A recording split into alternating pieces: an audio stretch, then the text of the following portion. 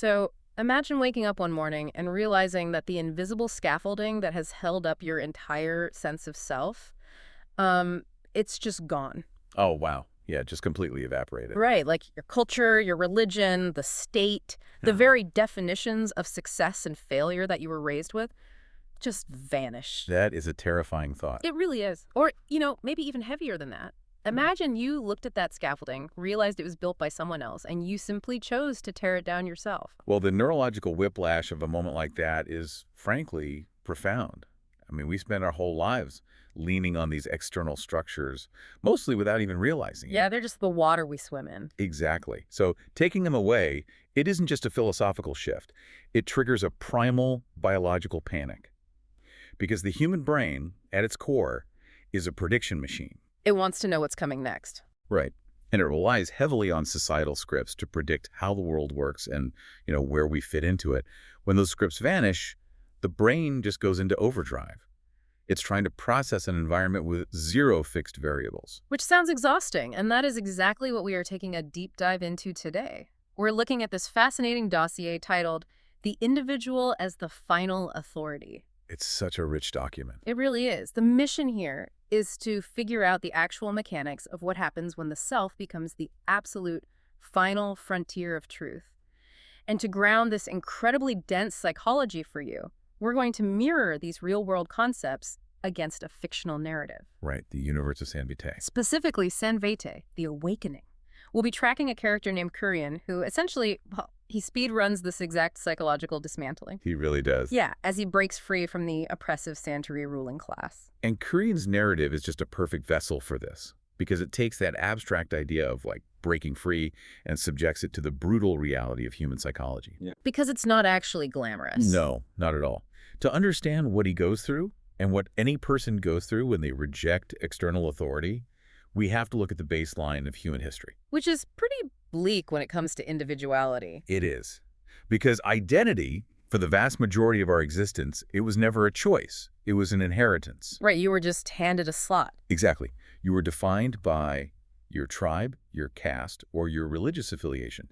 You didn't invent yourself. So rather than developing an internal skeleton of identity, we basically evolved to rely on a societal exoskeleton. I love that analogy, yes. The community provided this rigid outer shell that just told you who you were, what you owed to others, what was forbidden. And what was sacred, yeah. And the thing is, that exoskeleton is incredibly metabolically efficient for the brain. Because you don't have to think about it. Right. It drastically reduces cognitive load. You don't have to wake up every single morning and calculate your moral framework from scratch or define your existential purpose. Somebody else already did the math. Yes. The ruling class, the church, the state. They did the math. And the Santeria ruling class, in our fictional mirror, they operate exactly this way. Oh, totally. They don't just oppress Kurian and his people through physical force. No, it's much deeper. It's epistemological dominance. They provide the complete, unquestionable script for reality itself. Which brings up a really glaring issue with how modern culture talks about all this. Because, we constantly romanticize the idea of rebellion. Oh, absolutely. The lone wolf. Right. We celebrate the person who smashes the system, walks away from the rigid hierarchy, and becomes their own master. But, if we follow your exoskeleton metaphor... Uh-oh.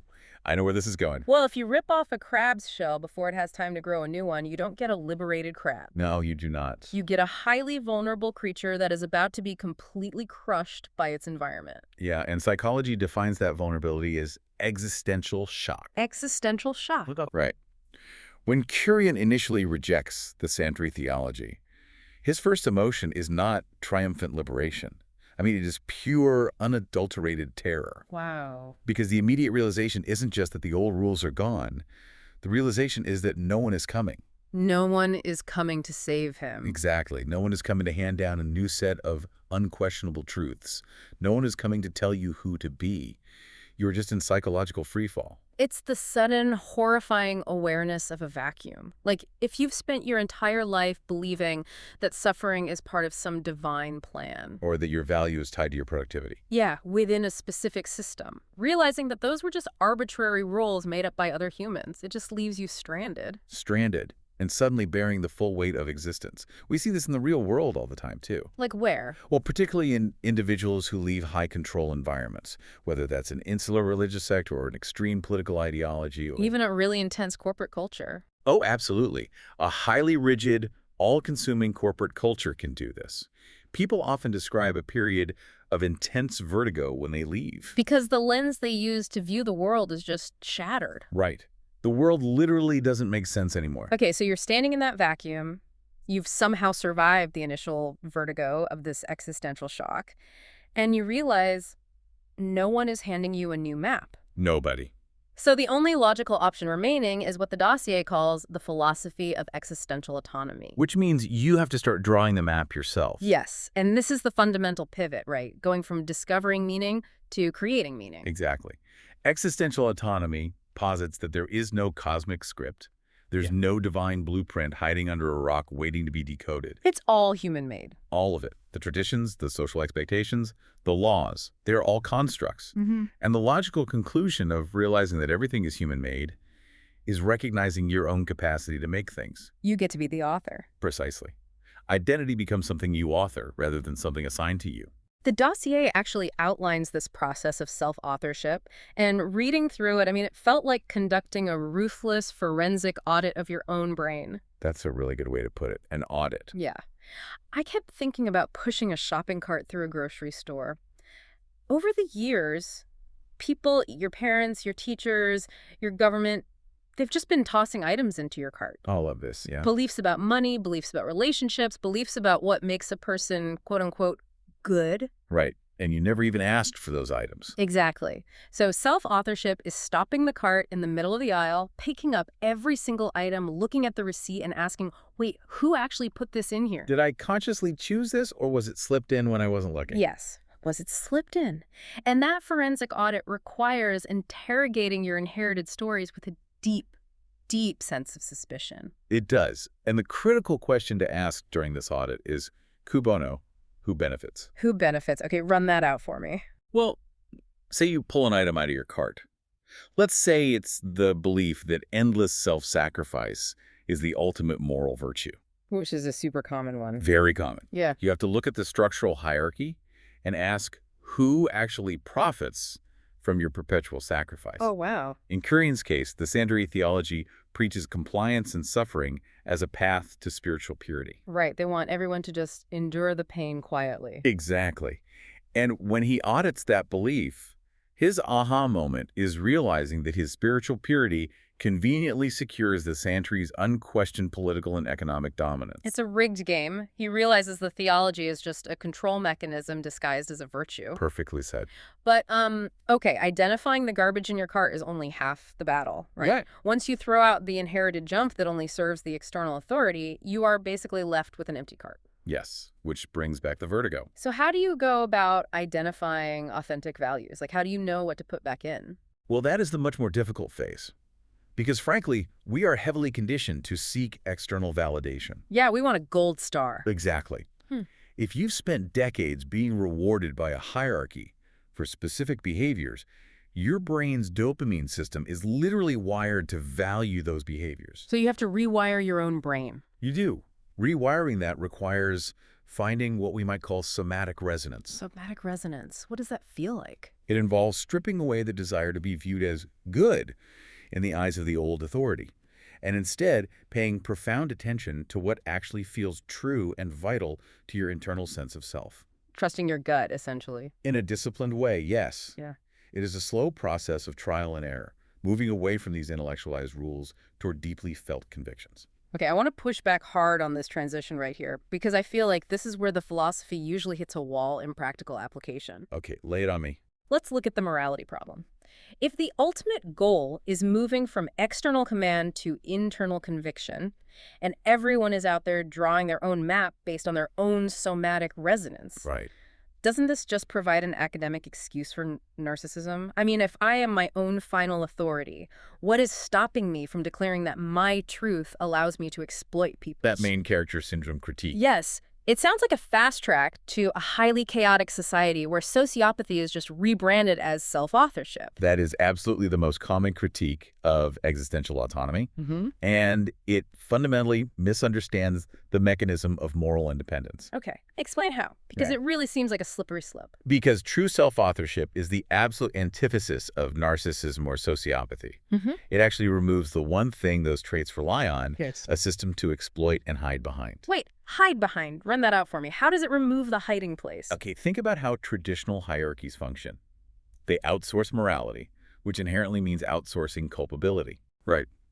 Think of the classic, I was just following orders defense. Oh, right. If a person commits harm because a rigid religious text or a strict corporate policy or a commanding officer told them to, they can psychologically displace the blame onto the rule book. The rule book is at fault, not me. Exactly.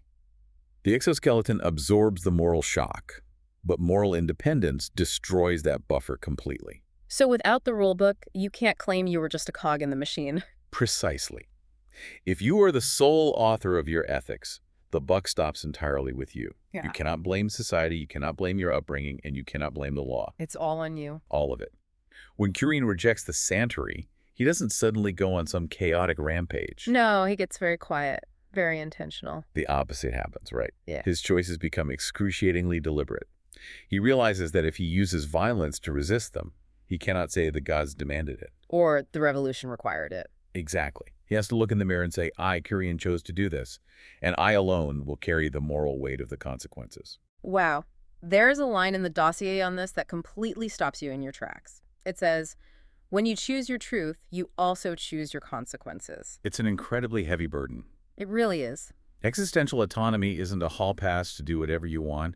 It is a sentence to absolute responsibility. You're forced to decide independently what is worth resisting, what is worth preserving. And what you were willing to sacrifice yourself for, knowing the whole time that there is no cosmic judge waiting to validate your choices. Bearing the weight of that kind of absolute responsibility, I mean, that demands a total rewiring of how a person operates day to day. You can't just flip a switch and suddenly be immune to the desire for someone to pat you on the head. No, you really can't. It requires achieving a state of inner sovereignty, and that relies heavily on a psychological process known as identity integration. Identity integration, what does that entail? Well, when you shed the external exoskeleton, your internal self is often fragmented.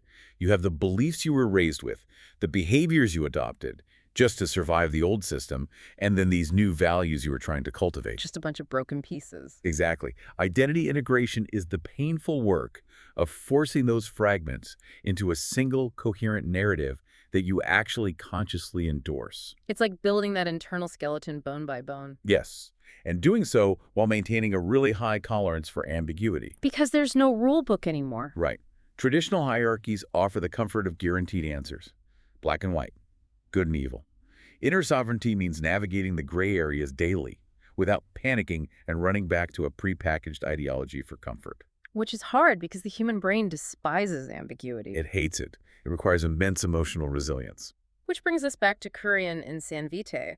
We talked about his aha moment of auditing the theology, but the actual climax of his arc isn't some massive battle scene. No, it's very internal. It's a psychological threshold. He realizes that the Santery's entire power structure relies on the illusion of inevitability. Yes. They project this idea that their hierarchy is as natural and unbreakable as gravity itself. But he recognizes that their laws aren't natural forces at all. They are simply the accumulated receipts of a few people who claimed their own authority centuries ago. Just human taking rule. Just humans. Yeah. And the moment he sees the human fingerprints on the divine laws, the illusion shatters. There's a beautiful thematic distillation of this in the text. It says, the moment Curien stops obeying the world is the moment he begins creating one. That gives me chills. Right. And he refuses to become a new dictator over the Santery because he knows that replacing one oppressive system with another just perpetuates the cycle of external authority. Exactly. His ultimate rebellion is simply becoming sovereign over himself. He stops outsourcing his identity. He accepts the vertigo of the void, and he begins the daily practice of self-authorship. And that phrase, daily practice, is the crucial takeaway here. Sovereignty is not a feeling you achieve once and then just get to keep forever. Like reaching a finish line. No, it is an active, ongoing tension. It is waking up every single day and choosing to carry the weight of your own moral compass rather than handing it off to whoever is currently shouting the loudest in the culture. So we've mapped out a massive psychological journey today. We started with the warm, metabolically efficient comfort of the exoskeleton, those inherited, assigned identities that tell us exactly who we are.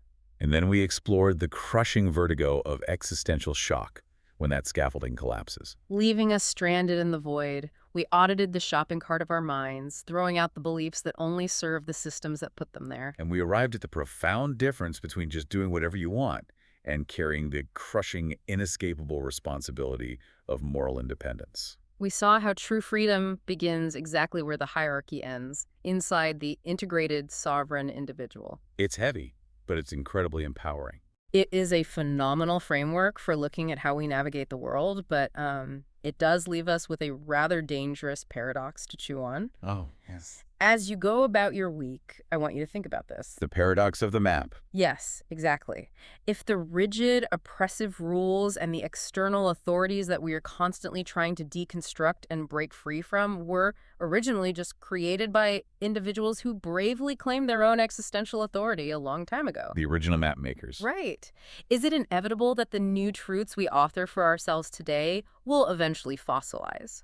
Will the maps we painstakingly draw to find our own freedom accidentally become the oppressive, unquestionable exoskeleton that the next generation is forced to wear? It's the cycle of history. How do we claim our sovereignty today without our truths becoming the prison of tomorrow?